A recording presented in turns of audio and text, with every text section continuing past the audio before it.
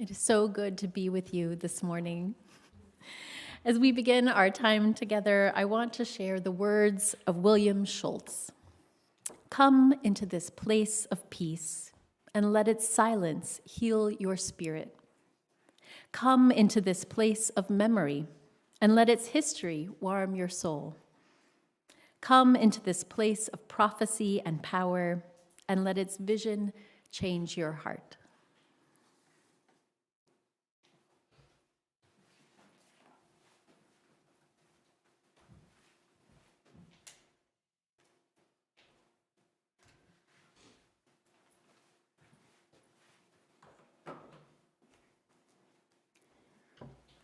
We bid you welcome.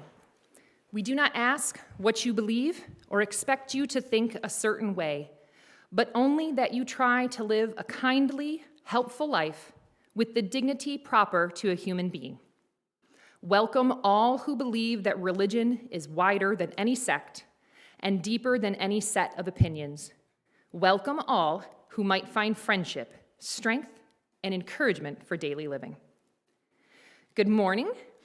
And welcome to the Universalist Unitarian Church of Farmington. My name is Liz Knight. I've been a member here at UUCF for about 6 years. I'm presently serving as the Executive Board President, and I became a member of UUCF because my children go to a very diverse school with a lot of different cultures and religions, and I wanted them to have a good understanding of the world that we live in. This morning, we're fortunate to have guest minister, Reverend Cassi Hartley, with us. Reverend Cassi graduated with her Master of Divinity from Detroit Ecumenical Theological Seminary and was ordained into the Unitarian Universalist ministry by UUCF here. She served the First UU congregation of Ann Arbor for 6 years, first as the minister for RE, and then the executive minister. She's currently a community minister, and she's getting her master's of social work at the University of Michigan to become a licensed therapist. She and her 3 children and many pets live on a small farm in Manchester, and we're glad to have her here today. We're also delighted to have our guest musician, Shuntaro Sugi, who was recommended to us by CUB, which is the Community Unitarian Universalist in Brighton. Shuntaro is a pianist, harpsichordist, and forte pianist hailing from San Diego, California. He's active worldwide, performing all around the United States, Europe, and Japan. Recent engagements include the, wow, I'm going to butcher these German words, Schloss Concert in Bad Krogh in Germany. Great. Thanks. Fringe concerts as part of the Utrecht Early Music Festival in the Netherlands and the American Liszt Society. He studied at the University of Southern California in LA, California, and the Hochschule für Musik Freiburg in Germany, and is currently finishing his doctoral degree at the University of Michigan. So I'm going to credit my German ancestry for those words, because if you ask me to pronounce French words, I sound German, is what I'm told. So, all right. I'd like to extend a special welcome to any visitors today. After the service, we invite you to stay for coffee hour, which takes place downstairs in Adams Hall. And when in the meeting house, we're observing COVID precautions and wearing masks, regardless of vaccination status.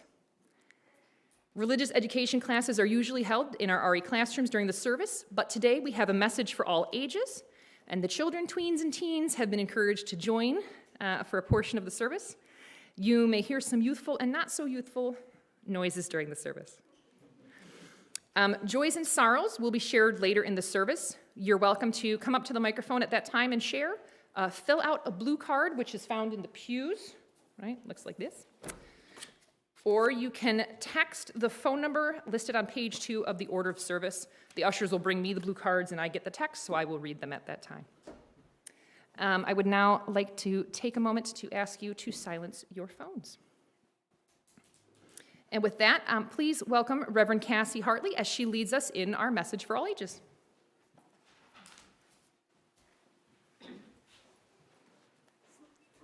Come on up, kids. Failed that part. Are you going to ask him or am I? I said, I will. Come on up, guys. Come on, yeah, feel free. Why don't you come stand over here?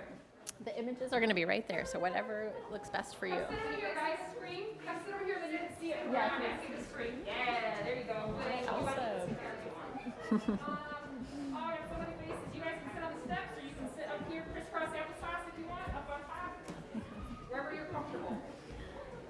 right, so many great faces.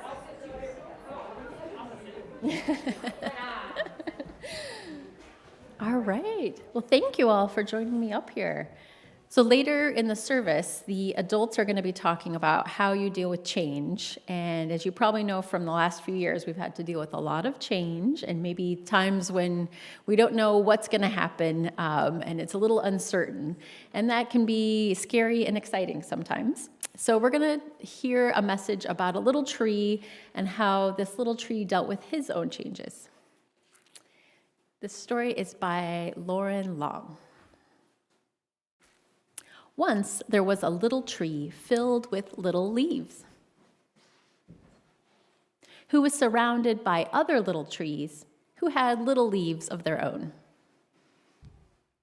In the heat of long summer days, little tree's leaves kept him cool. The squirrels would climb up on his branches to play. The mourning dove landed in him and sang her fluty song. The little tree was sure to grow up big and strong. Autumn arrived and cool winds filled the air. The wind tickled the little tree as it passed through his branches and ruffled his leaves. The air grew cold and the leaves on all of the trees changed color, becoming yellow, red, and orange. Then, one by one, the trees began to drop their leaves. But not little tree. He just hugged his leaves tight. "Hello, little tree," said a squirrel. "You're supposed to drop your leaves now." But little tree was unsure. What would he do without his leaves? Winter came. "What are you doing with your leaves still on you?" asked the doe. Little tree just hugged his leaves tight. Springtime arrived and the little forest burst into life again. The other trees grew bright new leaves. The squirrels played in their branches. Little tree could hear the mourning dove singing her fluty song. The seasons continued to come and go. "Little tree," quacked a duckling, "your leaves are brown. Are you feeling sick?" A fox said, "Little tree, it's autumn. It's time for you to drop your leaves. You can do it. Ready? 1, 2. But little tree just hugged his leaves tight. All around, the forest grew and grew. One summer, little tree could no longer feel the sunlight. The squirrels played high above on the broad, tall trees, and the mourning dove sang so far away that he could hardly hear her fluty song. Autumn came again. Leaves began to blanket the ground. Little tree looked up at the other trees, at their branches reaching high into the sky. He remembered when the trees had all been his size. And then he let go. As his last leaf floated to the ground, for the first time, little tree felt the harsh cold of winter.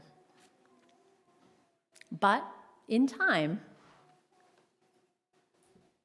something happened. Once there was a little tree. Not so little anymore, huh? The end. Thank you all so much for joining me. And hopefully, especially in this very cold weather, we can remember that even when it's cold, springtime is still coming, hopefully soon. Thank you.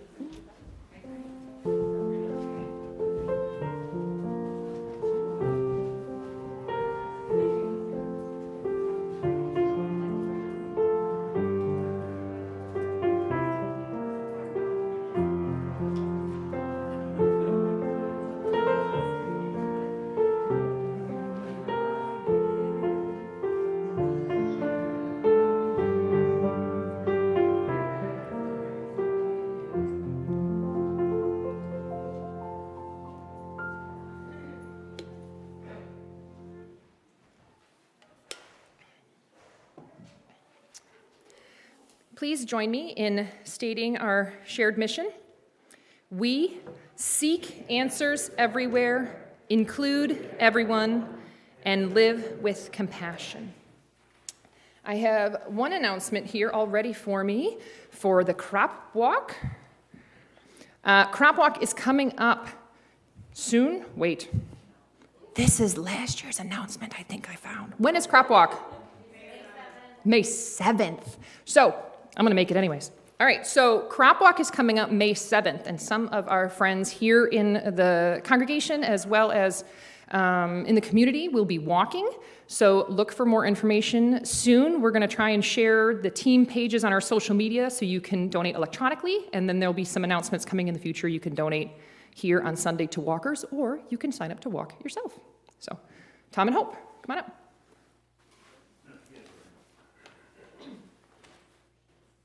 My name is Hope, coming to you from membership today, and I'm giving you a save the date.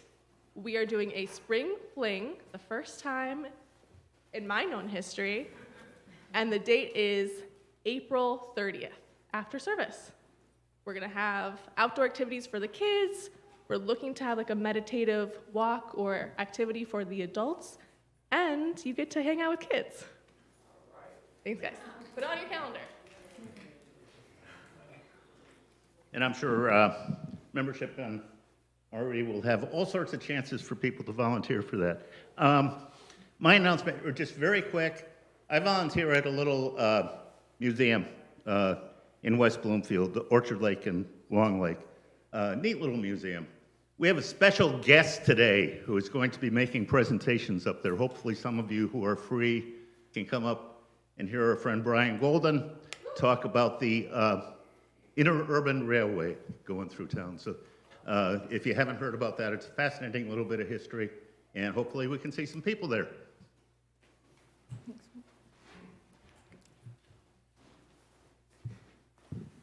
Good morning, everyone. I'm Joan Daly, Chair of Daytimers, which is our senior group. Last month, I had to cancel because of the freezing rain, which never developed. But this Thursday, it's the third Thursday of the month, we have meet for lunch at noon. Bring your own lunch and beverage, and we have a nice social hour, and it's for anyone senior 50 and over. So I see some new faces. If you'd like to try us out, come on, join us. We'd be happy to see you. Hi, I'm Becca, and speaking of Spring Fling, if anybody is part of a nature organization or gardening club or anything connected to nature, spring, gardening, and wants to have a table at the Spring Fling or provide information, please contact me. We're looking to have a place where people can learn about gardening, local gardening, all that kind of stuff, the local nature. Cool? Awesome. Thank you.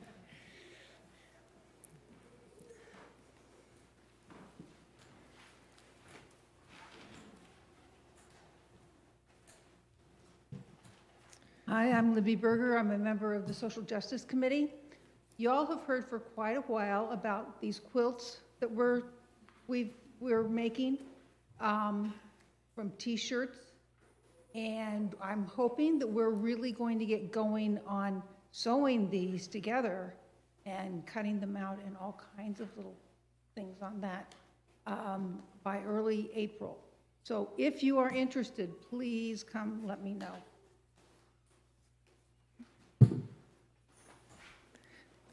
Thank you very much, everyone. It's always good to see all the robust activities that are happening here at UUCF. I'm excited for spring, all those things, a walk, games, activities. Be done with this. Let's bring on the flowers. All right. Please rise as you are willing and able for our first hymn, number 391, Voice Still and Small, and we will sing that hymn 2 times.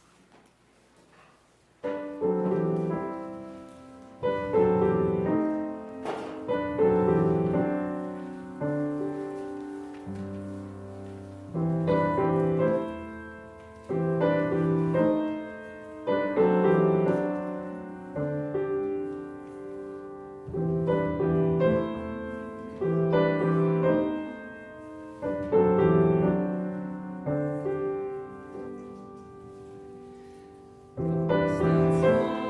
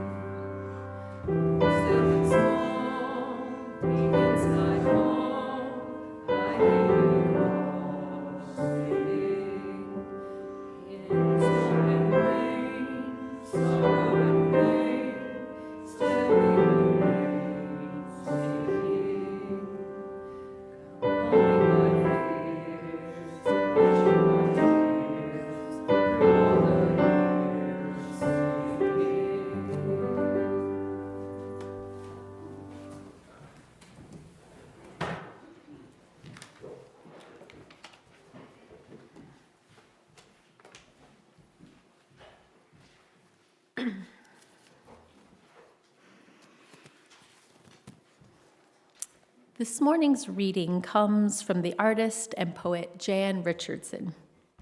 In her book, In Wisdom's Path, Discovering the Sacred in Every Season, she's reflecting on this passage from the Christian scriptures, Mark 1, 9 through 13. It came to pass in those days that Jesus came from Nazareth of Galilee and was baptized by John in the Jordan. And immediately coming up from the water, he saw the heavens parting and the Spirit descending upon him like a dove. Then a voice came from heaven, "You are beloved Son, in whom I am well pleased." Immediately the Spirit drove him into the wilderness, and he was there in the wilderness 40 days, tempted by Satan, and was with the wild beasts, and the angels ministered to him. Richardson writes, still dripping with the waters of the Jordan, Jesus is poised on the brink of his public ministry. Yet instead of turning toward the people whom in the days to come he will heal and teach and challenge and love, he first turns his face toward the wilderness, toward solitude, toward a place where, shed of everything that is familiar to him, he will wrestle and reckon with who he is and what he has come to do. Satan comes to that 40-day place. Mark's version of the story omits the details of the temptations that Jesus' visitor offers. We could turn to Matthew and Luke to remind us of the specific ways that Satan seeks to entice Jesus. In their Gospels, we could see how Jesus, shimmering with the clarity that the wilderness can provide, turns away each temptation. Each one has been designed to target what Satan thinks are Jesus' soft spots. We could enter into this wilderness, or we could stay with Mark's version. This omission of details can serve as an invitation to us. Richardson then offers this prayer in the form of a poem. It's called Desert Prayer. I am not asking you to take this wilderness from me, to remove this place of starkness where I come to know the wildness within me, where I learn to call the names of the ravenous beasts that pace inside me, to finger the brambles that snake through my veins, to taste the thirst that tugs at my tongue. But send me tough angels, sweet wine, strong bread, just enough. Thus ends our reading.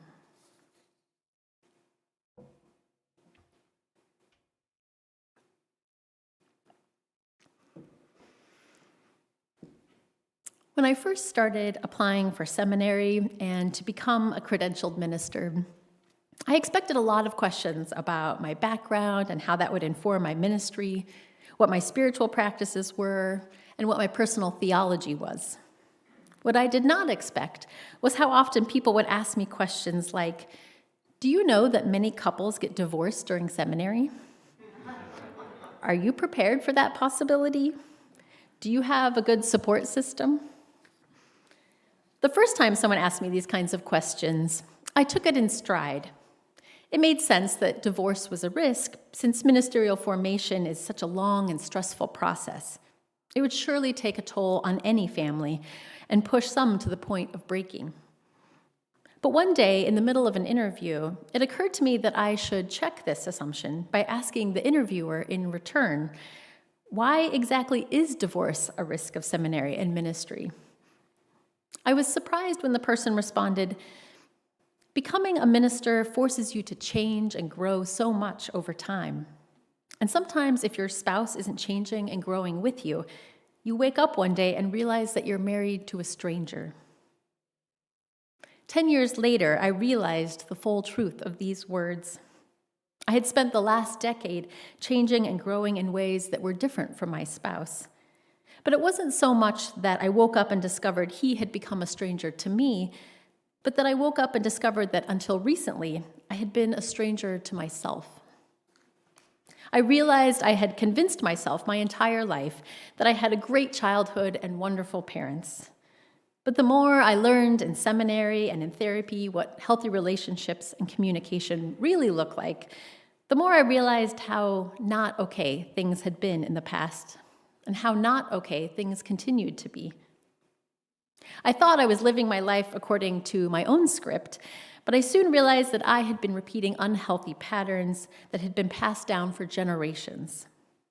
I knew that my parents had done the best they could with the tools they had been given, and in many ways they had done much better than their parents. But their tools were still limited. Now, I was lucky enough to have been given some healthier tools through my training, and so I wanted to use them to try to do even better for my own children and grandchildren. That left me with a problem, though. Like most people, I had married my spouse because there was a certain element of comfort and familiarity in the way we related to one another and to the world. But now that I had discovered who I really was and who I wanted to be, I realized it was not the same person who had married him.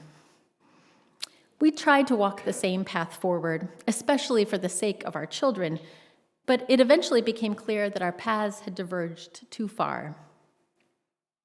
I've heard people publicly bemoan the fact that we live in such an instant gratification, shallow, disposable culture, and that is the reason for the high divorce rate. It's just too easy to walk away from each other. Maybe, in some cases, that's true, but I think most people who've been through a divorce or who have ended a long-term relationship can tell you that it's anything but easy and fast. The familial, financial, logistical, and cultural pressures to stay together are incredibly intense. And the consequences for going against those pressures are real. For example, in addition to grieving the end of a relationship, people going through divorce or separation have to help their children or loved ones navigate their grief. They have to field intrusive personal questions, judgmental comments, and unsolicited advice. They often have to deal with a complex judicial system, moving to a new home or apartment, adjusting to single life, disrupting their social circles, and so much more. Thankfully, not everyone will go through a divorce or separation in their life, but we will all likely at some point face a decision about whether to continue engaging in behaviors or relationships that are no longer serving us. Maybe it's patterns of addiction or abuse. Maybe it's a toxic relationship with a boss, a friend, a community, a family member, or even ourselves. Whatever we might face, the temptation to stick with what's familiar will be strong, even if the familiar clearly isn't working. Like Little Tree in our story, we want to cling to the leaves we have, even if they're dead and brown, even when clinging to them is actually keeping us from growing. It's understandable that we are resistant to change because change forces us to face two big fundamental fears: the fear of the unknown and the fear of being alone. The unknown is terrifying because whenever we break a pattern or walk away from a relationship, we know what we're leaving behind, but we can't always imagine what we're walking toward. The future stretches out in front of us like the vast wilderness that Jesus must survive in the passage from Mark. Maybe we don't have to face literal wild beasts, but we do have to face the very real beasts of insecurity and unpredictability. We might not have to face literal famine and thirst, but we do have to face the very real effects that grief and stress have on our minds and bodies. We might not have to face literal temptations by a devil, but we do have to face the very real temptation to give up and go back to the familiar. As the proverb goes, better the devil you know than the devil you don't. So how do we resist the temptation and navigate the rough, seemingly endless wilderness of the unknown? The answer in Christian scriptures is clear. It's Jesus' faith in God and his commitment to his ministry that pulls him through. And certainly we can lean on our own spiritual beliefs for support, even if they don't include a Christian God. But the kind of spirituality we need in the wilderness isn't necessarily some broad ideal or deep calling. Instead, it's the concrete practice of staying present and moving forward one step at a time. I remember when I was in the early stages of my divorce, and one of the things that helped me was an exercise that my therapist gave me. She told me to write every night in my journal 3 things that went well and that I was proud of from that day. It could be as small as making time to cuddle with the kids or eating a healthy meal. It seemed too simple, but it worked. It forced me to focus on just that day and on just the things that made me feel empowered. Every morning when I woke up from another night of poor sleep and had to face the reality of still being in the wilderness, I didn't have to figure out all the answers. I just had to do 3 small things that I could be proud of. That concrete practice helped me through that time, and it's the reason that years later, I found myself in a movie theater sobbing through the movie Frozen 2.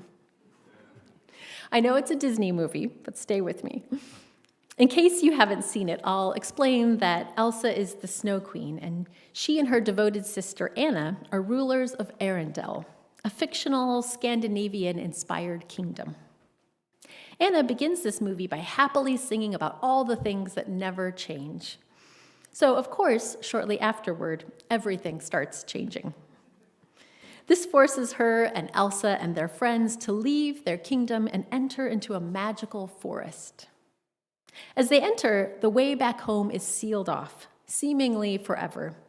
And their funny snowman friend, Olaf, says, "Did you know that an enchanted forest is a place of transformation? I have no idea what that means, but I can't wait to see what it's going to do to each one of us." I don't have to tell you that what it does is force them to face constant obstacles and danger. As so often happens in good stories, there comes a point when all hope seems lost, and Anna has to dig deep within herself to find courage. In her song, "Do the Next Right Thing," she finds it by remembering advice from a friend who once said, "When one can see no future, all one can do is the next right thing." The song captured my experience perfectly and left my children slumping down lower in their seats in embarrassment as their mother openly cried in a public theater. As the song beautifully reminds us, we can't always predict or choose what happens to us, especially in the wilderness, but we can make a choice to hear the still, small voice within us, the voice that says, "Just do the next right thing."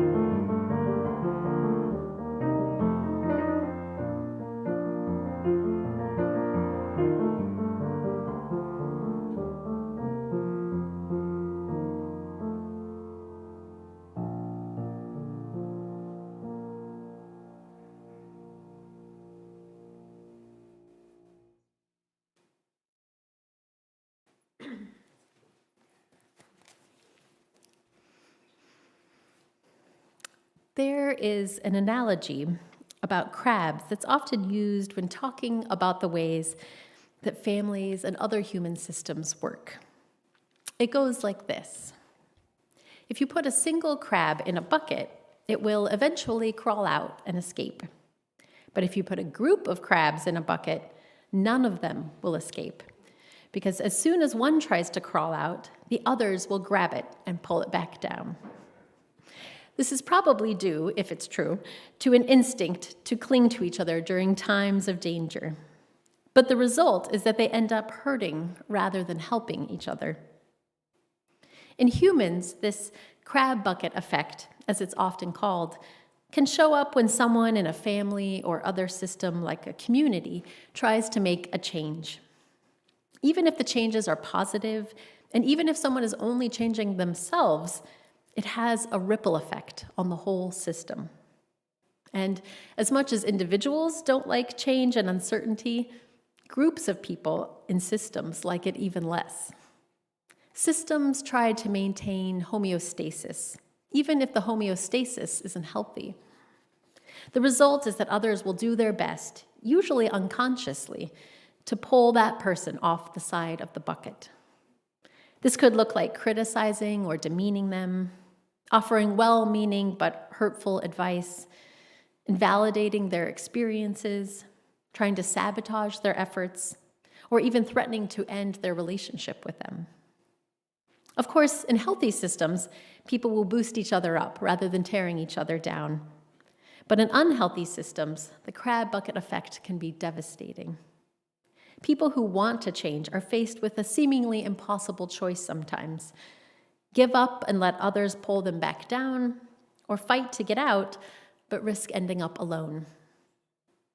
As humans, we are social animals who have evolved to lean on each other for survival, so much so that our bodies perceive the loss of relationship to be as much of a threat and as painful as being chased by a tiger in the jungle or being physically hurt. So how can we find the courage to face that kind of threat? In her book, Braving the Wilderness, The Quest for True Belonging and the Courage to Stand Alone, writer and social scientist Brené Brown offers us an answer. She's discovered through her research that when we're willing to make changes in our lives to be more fully ourselves, we might lose some support in the short term, but in the long term, we can trust that we'll gain true belonging. True belonging means that we're able to accept and love ourselves exactly as we are and put our authentic selves out into the world. From that foundation of acceptance and authenticity, we can find a strength we didn't know we had. I think this is why so many spiritual and hero stories have a moment when the protagonist must go it alone. Anna and Elsa, Harry Potter, Luke Skywalker, the Buddha, Jesus, and so many more. They all have times when they have to face their own version of being alone in the wilderness. They all must dig deep within themselves to find their own strength. But that experience is what allows them to ultimately prevail. Finding our true belonging also has another positive effect.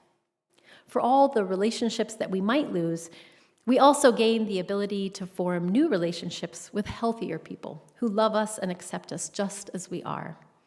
People who have found their own true belonging so they don't need to pull us off the side of the bucket. As Brené Brown writes in her book, I've discovered something beautiful. The loneliest steps are the ones between the city walls and the heart of the wilderness. Where safety is in the rearview mirror, new territory remains to be seen, and the path out to the unknown seems empty. But put one foot in front of the other enough times, stay the course long enough to actually tunnel into the wilderness, and you'll be shocked how many people already live out there, thriving, dancing, creating, celebrating, belonging. It's not a barren wasteland. It's not unprotected territory. It is not void of human flourishing. The wilderness is where all the creatives and prophets and system buckers and risk takers have always lived, and it is stunningly vibrant. The walk out there is hard, but the authenticity out there is life. Whatever changes we might have to make in our own lives, whether it's patterns we have to break, or relationships we have to end, or systems we have to disrupt, may we find the courage we need to keep moving forward through the uncertainty. May we find the courage we need to trust that on the other side of loss and risk, we will find a better, deeper connection with ourselves and with others than we ever imagined possible.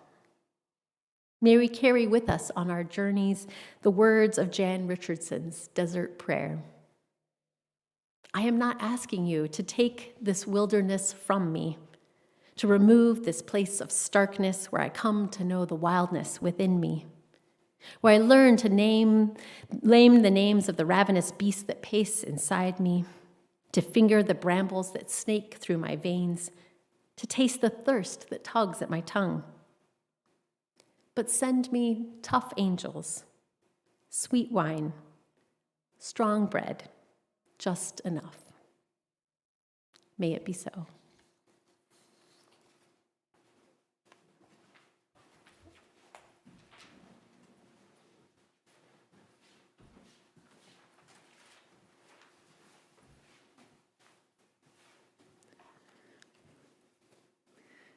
Thank you, Reverend Cassi. If you would join me in our offering words in your order of service. As we take the offering, we acknowledge the generosity and intention to support and build this welcoming community.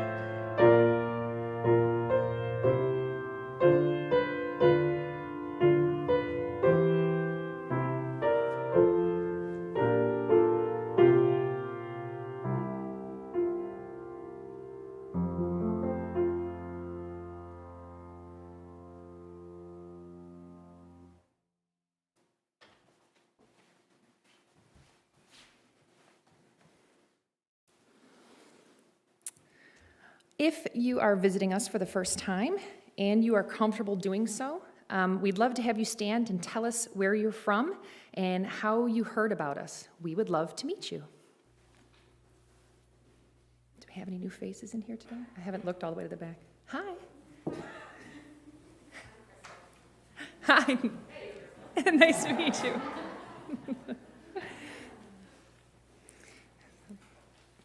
Thanks for the wave. A perfect heart is one that has known love and loss, joy and sorrow. The perfect heart is one that has been shared. As joys and sorrows of our community are shared, we ask that you direct your energy, prayers, and meditations as a gift of compassion and strength.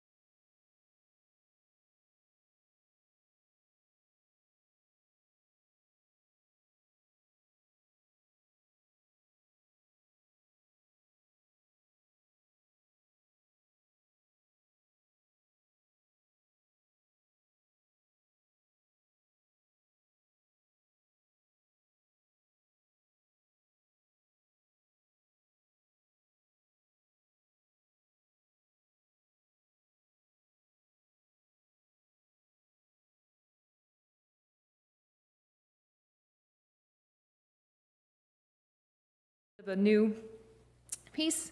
So I've got, if you can see the table over here, we've got 3 chalices with 3 candles. And I'm going to talk in the mic first.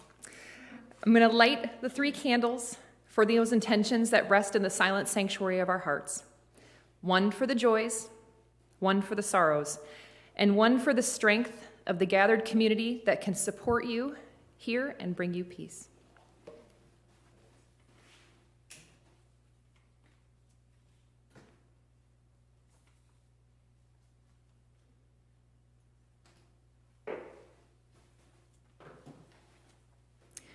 And with that, I ask if you please rise as you are willing and able for our second hymn in the teal hymnal, number 1015, I Know I Can, and we will sing all 5 verses.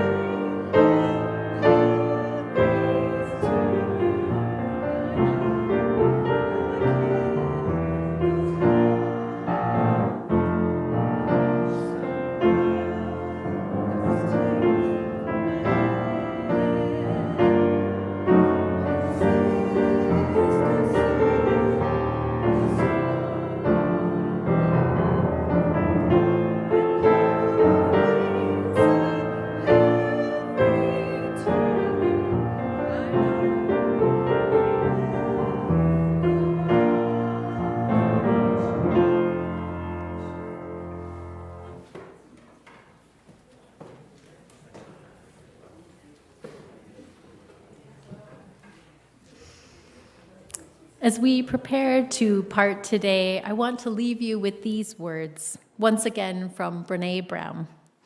She writes, "There will be times when standing alone feels too hard, too scary, and we'll doubt our ability to make our way through the uncertainty.